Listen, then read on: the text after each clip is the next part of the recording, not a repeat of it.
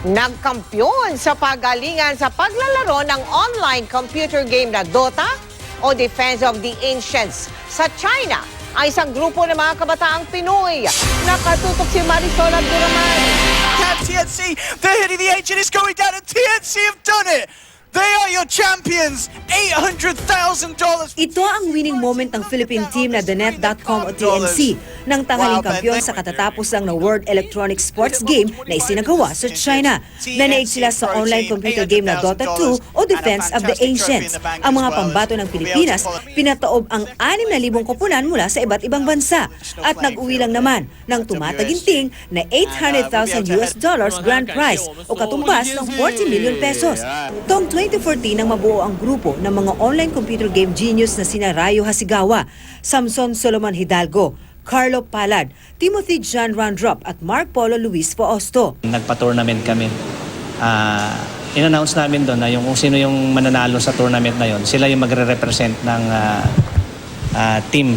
Magkaroon ng achievement at baguhin yung imahe ng pagkakilala nila sa mga online games.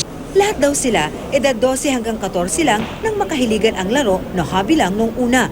Hanggang maging professional players at nag-umpisa na makipagtagisan ng galing sa professional Dota players sa buong mundo. Naniniwala kasi kami na yung skills inside the game, kayang i-develop yun as long as you have the right attitude. Dahil sa demand ng kanilang trabaho, kinailangan daw nilang huminto sa pag-aaral maliban kay Hidalgo na nakapagtapos na sa kolehiyo. Pagkatapos po ng 2 years na pag-aaral ko, doon po nag-focus na talaga sa Dota. Pero sabi ng grupo, bagamat priority sa ngayon ang paglalaro ng Dota, gusto pa rin nilang makapagtapos ng pag-aaral. After ko mag-Dota, gusto ko pa rin pong mag-aaral. Of gusto mo pa rin tapusin. Bakit? Wala po, parang yun po kasi yung isa sa pangarap ko eh. Magkaroon ng diploma pa rin. Swerte lang din siguro kami na nandito kami sa kinakatayuan namin, pero hindi namin siguro ina-advise na Dota over school. Kumbaga, importante pa rin talaga yung pag-aaral.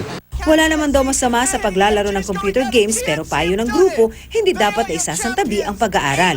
At higit pa sa pera at karangalang kanilang nakamit, masaya raw silang mapatunayan sa buong mundo na may ibubuga ang mga Pinoy. Isa sa mga challenges namin dito is yung poor connection ng internet natin. But despite of the poor connection, we were able to compete in the international scene. Marisol Abduraman, nakatutok, 24 oras.